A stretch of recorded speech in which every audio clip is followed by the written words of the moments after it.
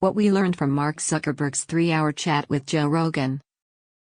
In a rare and lengthy interview, Mark Zuckerberg spoke with controversial comedian and podcast host Joe Rogan about Meta's plans to release a new virtual reality headset, his newfound love of jiu-jitsu, and his company's decision to limit the reach of an article about Hunter Biden that came out in the final weeks leading up to the 2020 election.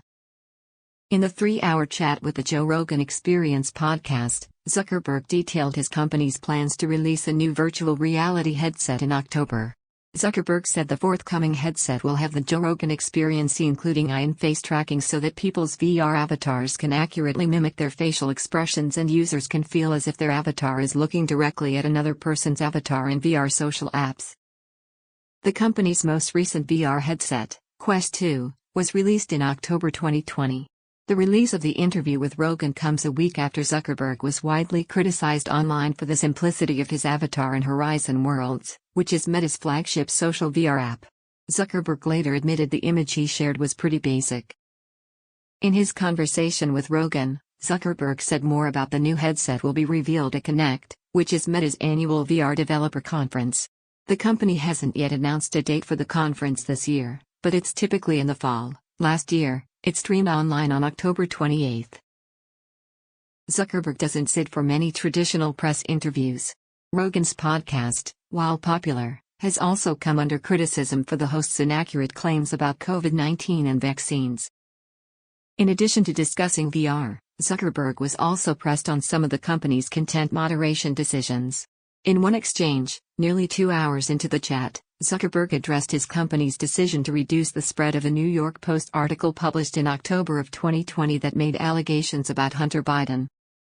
Zuckerberg said the article's distribution was reduced for several days while it was reviewed by the company's fact-checking partners. For I think it was 5 or 7 days, when it was basically being determined whether it was false, the distribution on Facebook was decreased, but people were still allowed to share it, he said in the interview. The reduction in the article's distribution was addressed publicly at the time of its publication. In October 2020, Meta spokesman Andy Stone tweeted, "While I will intentionally not link to the New York Post, I want to be clear that this story is eligible to be fact-checked by Facebook's third-party fact-checking partners.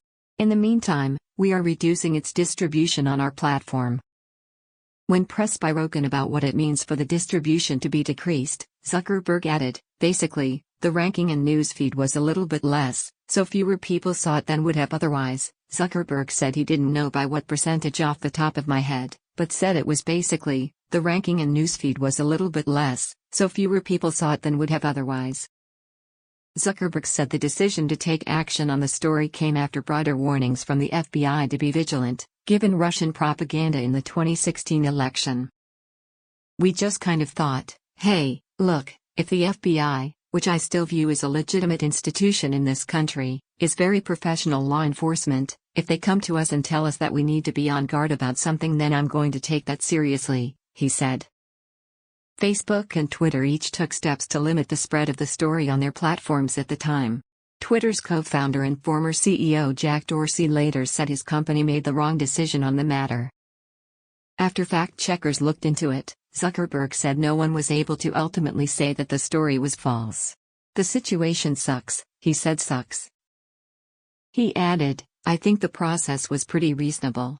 You know, we still let people share it, but obviously you don't want situations like that."